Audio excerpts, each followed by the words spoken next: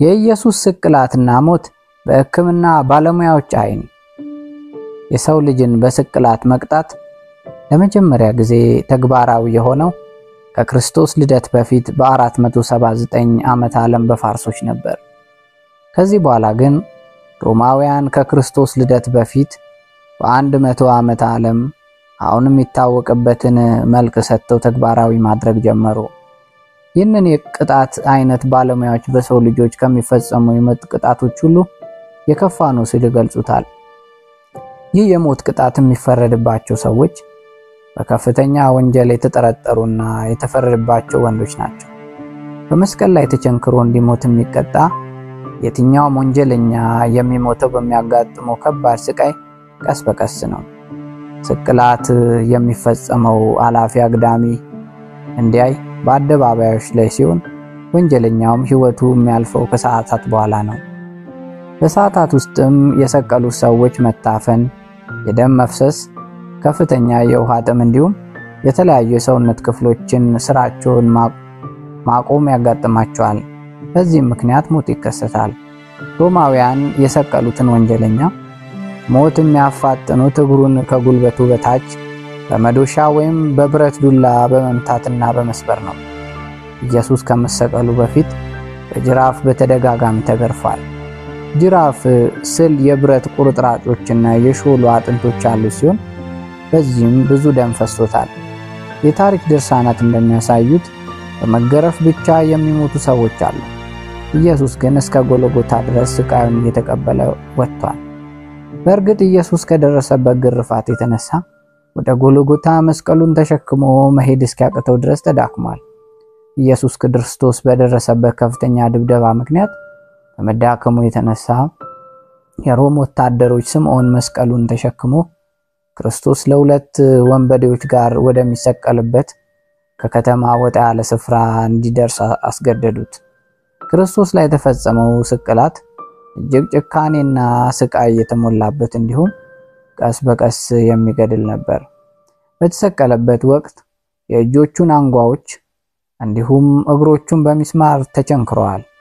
በአይሁዶችና በሮማውያን ችሎት ፊት መቆም የተፈረደበት ኢየሱስ በጥፊ ተመቷል፣ ተገርፏል፣ ተራቅቷል፣ የሾህ አክሊልም ተደፍቶበታል።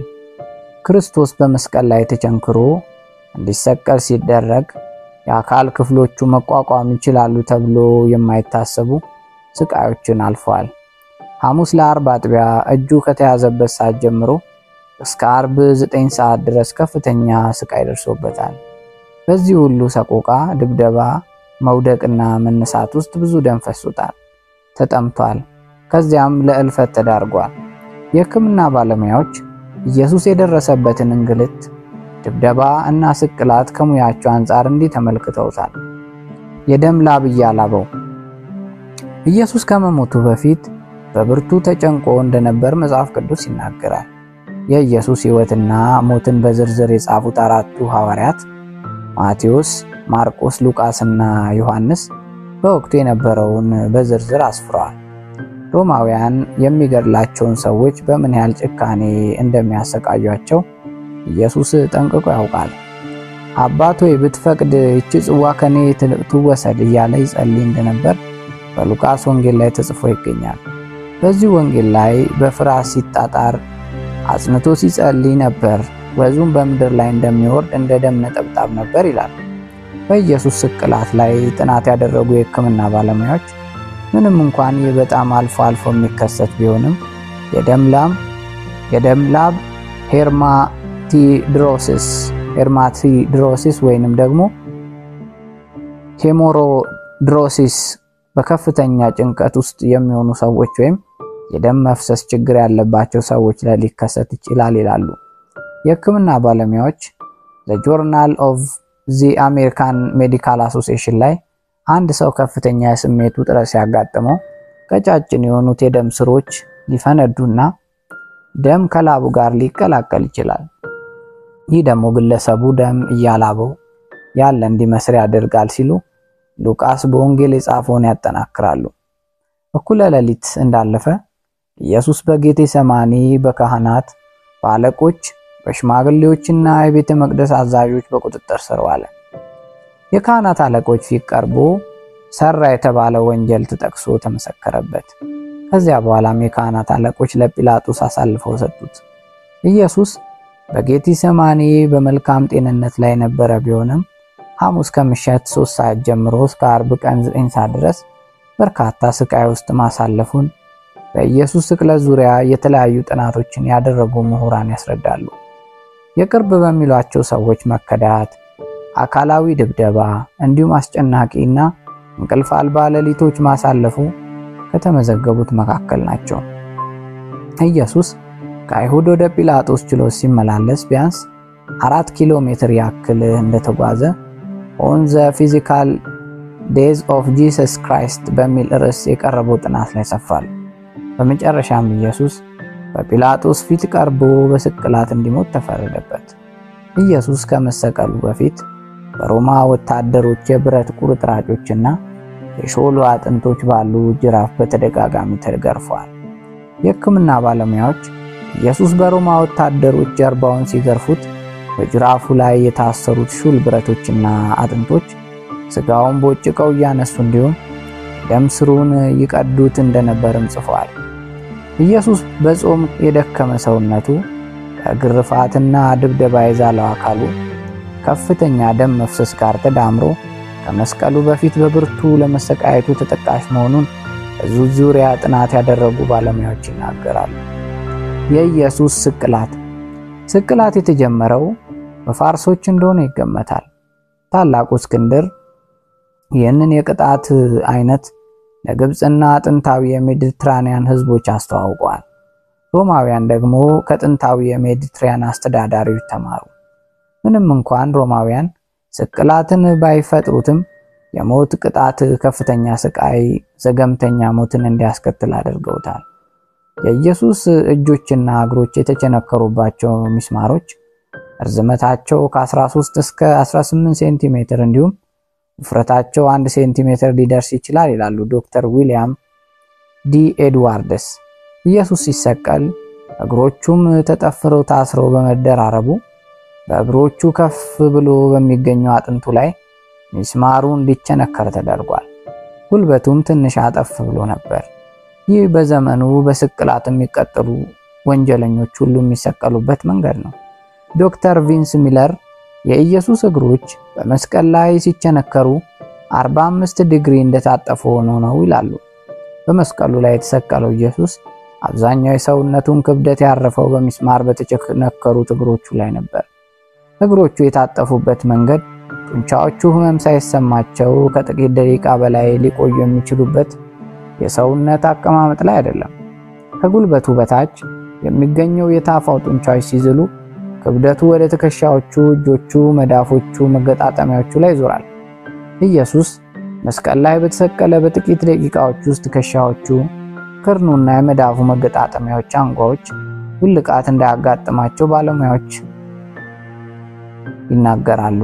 ለ15 ዓመታት ያህል የኢየሱስን የከፈን ጨርቅ ወይም የቱሪን ከፈን ያጠናው ስፔናዊ አርቲስት ክርስቶስ በደረሰበት እንግልትና ስቃይ በእጁ ላይ በደረሰበት ውልቃት የተነሳ ከመደበኛው በ9 ኢንች ረዘም እንዲታይ አድርጎታል። ኢየሱስ ሆሊውድ በሰራው የስቅለት ፊልም ላይ እንደሚታየው በመስቀል ላይ ከእንቅስቃሴ ተገድቦ የቆየ አልነበረም።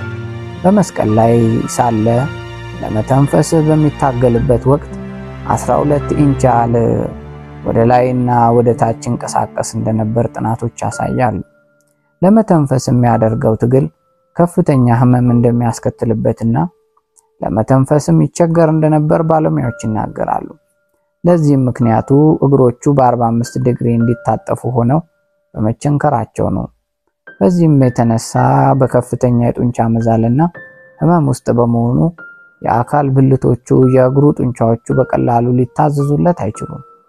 ኢየሱስ በመስቀል ላይ ሆኖ ለመተንፈስ በሚስማር የተቸነከሩ እግሮቹን ወደ ታች በመክፋት ቀሪውን የሰውነቱን ክፍሎች ወደ ላይ ማንሳት ይኖርበታል። በሕክምና ባለሙያዎች አይን ሳምባዎቹ በመስቀል ላይ ያለ አየር ውስጥ ለማስገባትና ለማስወጣት ያዳግታቸዋል። ኢየሱስ በመስቀል ላይ ሆኖ እግሮቹን ወደ ታች በቀላሉ መክፋት አይችልም። ክርኑ ትከሻዎቹና የመዳፉ አንጓዎች ላይ ውልቃት በማጋጠሙና ከደረቱ ዘንበል ሲል የሚፈጠረው ጫና ለመተንፈስ እጅግ በጣም አስቸጋሪ ያደርግበታል። በዚህም የተነሳ በመስቀል ላይ በተሰቀለ በጥቂት ደቂቃዎች ውስጥ ለመተንፈስ ወይም ዲስሜኒክ ይቸገራል።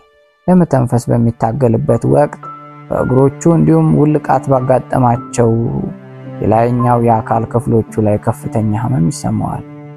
ምንም እንኳን በመስቀል ላይ በቆየባቸው ጊዜያት ያለው እንቅስቃሴ እየቀነሰ ቢመጣም ለመተንፈስ በመቸገርና አየር በማጣት በሚመጣው መታፈን የተነሳ በተደጋጋሚ ለመተንፈስ አካሉን ወደ ላይ ለማንሳት መታገል ይጠበቅበታል።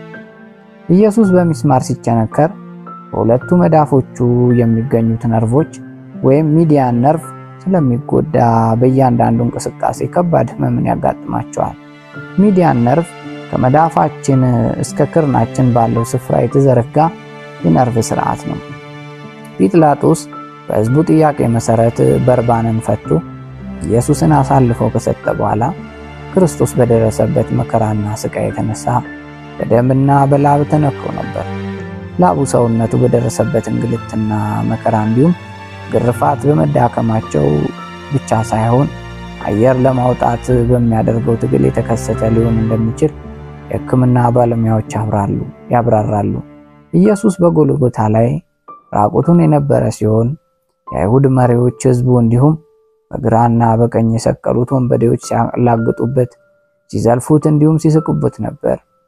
የኢየሱስ የሰውነት የደረሰበት ድብደባ፣ እንግልትና ስቃይ የተነሳ ከባድ በሆኑ ህመሞች ለሞት በሚዳርጉ ደም መፍሰሶች ውስጥ አልፏል። ኢየሱስ በተገቢ ሁኔታ መተንፈስ ባለመቻሉ የተነሳ በዝግታና በማቃሰት ለመተንፈስ ተገዶ ነበር። በአየር ማጣትም ተሰቃይቷል። አንድ ሰው ለመተንፈስ ሲቸገር እና ከላይ ወደ ታች ሲተነፍስ ሰውነቱ የሚያስፈልገውን አየር በተገቢ ሁኔታ የማያገኝ ሲሆን በሰውነቱ ውስጥ የሚከማች የተቃጠለ አየር መጠን ሃይፐርካፕኒያ ይጨምራል። በዚህም የተነሳ በደም ውስጥ ጥቂት ኦክሲጅን ብቻ እንዲኖር ሃይፖክሲያ እና አሲድ እንዲከማች ምክንያት ይሆናል። በዚህ ጊዜም ራስን መሳትን ያስከትታል። በሰውነት ውስጥ የተቃጠለ አየር መጠን ሲጨምር የኦክሲጅን መጠኑን ለመጨመርና የተቃጠለውን አየር ለማስወጣት የልብ ምት ይጨምራል። በዚህ ወቅት የኢየሱስ ጭንቅላት የሚገኘው የአተነፋፈስ ስርዓት ማዕከል ወደ ሳምባው ቶሎ እንዲተነፍስ መልእክት ስለሚልክ ማለክለክ ይጀምራል። በዚህ ወቅት የኢየሱስ አካል በጥልቀት ወደ ውስጥ አየር መሳብና ማስወጣትን ስለሚጠይቀው ምንም እንኳን በከባድ ህመም ውስጥ ቢሆንም በመስቀል ላይ ወደ ላይና ወደ ታች በፍጥነት መንቀሳቀስ ይጀምራል። ይህም የኢየሱስ ስቃይ የተሞላበት እንቅስቃሴ በስፍራው ተሰብስበው ለሚዘባበቱበት፣ ለሚሳለቁበትና ለሚሰድቡት የሮማ ወታደሮች የአይሁድ የእምነት አባቶች ደስታን ይፈጥራል። ነገር ግን ኢየሱስ በመስቀል ላይ ተቸንክሮ በስቃይ ውስጥ ስላለ ሰውነቱ በእጅጉ የሚያስፈልገውን አየር ለማግኘት አዳጋች ያደርግበታል። ኢየሱስ በዚያ ሰዓት በመስቀል ላይ ተቸንክሮ ሳለ በሰውነቱ ውስጥ ያለው የኦክሲጅን መጠን ጥቂት በመሆኑ እንዲሁም የተቃጠለ አየር በመከማቸቱ የልብ ምቱ እንዲፈጥን ያደርጋል። ይህ ልቡን ከተለመደው የሰው ልጅ ልብ ምት የተለየ እንዲመታ ስለሚያደርገው ታቺካርዲያን እንዲያዳብር ያደርገዋል። ዶክተር ቪንስ ሚለር ኢየሱስ ያለፈበትን ስቃይ ከግምት ውስጥ በማስገባት የልብ ምቱ ምናልባት በደቂቃ 220 ሳይሆን አይቀርም ይላሉ። ይህ የአንድ ሰው ልብ ሊመታ ከሚችለው በላይ እጅግ ከፍተኛው ነው። ኢየሱስ ተጠማ። ኢየሱስ ከሐሙስ ምሽት 6 ሰዓት ጀምሮ ሲሰላ ከ15 ሰዓታት ያህል ምንም አይነት ፈሳሽ አልወሰደም። ኢየሱስ በውሃ ጥም ተቃጥሎ ጉሮሮ ደርቆ ነበር። በደረሰበት ግርፋት የተነሳ ደም ይፈሰው ነበር።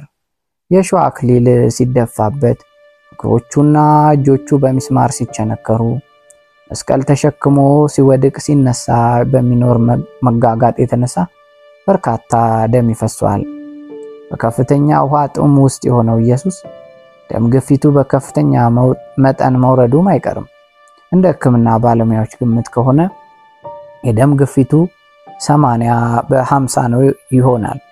ስለዚህ በዚህ ወቅት ኢየሱስ የነበረበት ሁኔታ ሲገለጽ በመጀመሪያ ደረጃ ሾክ ውስጥ ነበር። ከፍተኛ የሆነ ደም መጠን መቀነስ፣ የልብ ምት መጨመር፣ ከላይ ወዲያው መተንፈስ እንዲሁም ከፍተኛ ሁኔታ ማላብ ሊያሳያቸው የሚችላቸው ምልክቶች መሆናቸውን ባለሙያዎች ያስቀምጣሉ። በቀኑ አጋማሽ ላይ የኢየሱስ የልብ ምት እየደከመ ሊመጣ ይችላል።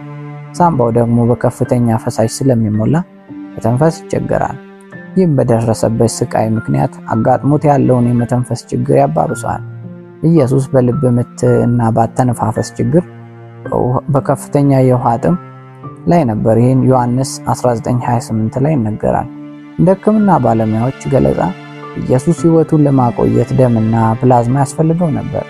ኢየሱስ በአግባቡ መተንፈስ ባለመቻሉ በአየር እጥረት ቀስ በቀስ ወደ ሞት እያዘገመ ነበር። በዚህ ወቅት ኢየሱስ ምናልባት በተለያዩ የሰውነት ክፍሎች ውስጥም እንዲሁ በልቡ አካባቢ ደምና ፕላዝማ ተከማችቶ ሊሆን ይችላል። ይህ በልቡ አካባቢ ያለው ፈሳሽ ልቡ በተገቢው ሁኔታ እንዲመታ በመከልከል የልብ ችግር እንዲያዳብር ያደርገዋል።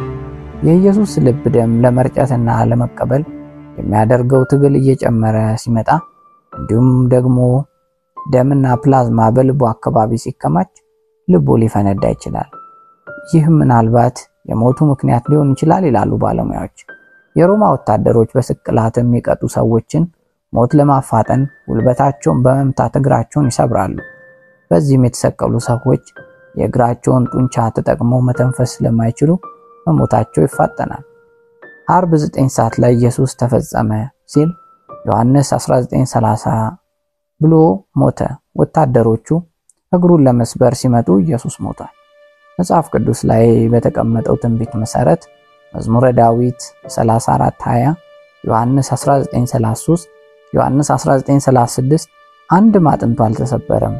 ኢየሱስ የሰው ልጅ በመስቀል ላይ ከፈጠረው ሰቅጣጭና አስፈሪ ማሰቃየት በኋላ ሞተ። የሮማ ወታደርም መሞቱን ለማረጋገጥ ጎኑን በጦር ወጋው። ወዲያውም ደምና ውሃ ወጣ። ዮሐንስ 19:24-25። የታሪክ ማስረጃዎች እንዲሁም የዘመናዊ ሕክምና ትንታኔዎች ኢየሱስ ከመስቀል ሲወርድ ሞቶ እንደነበር ያስረዳሉ።